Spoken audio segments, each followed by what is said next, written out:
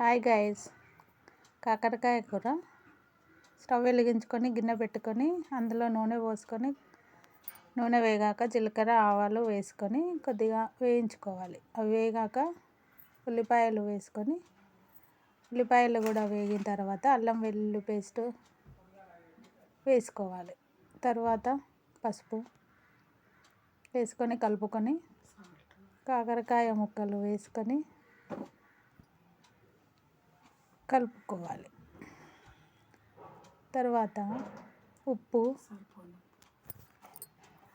కొద్దిగంత చక్కెర వేసుకోవాలి. వేసుకొని కలుపుకోవాలి, కాసేపు మగ్గనివ్వాలి.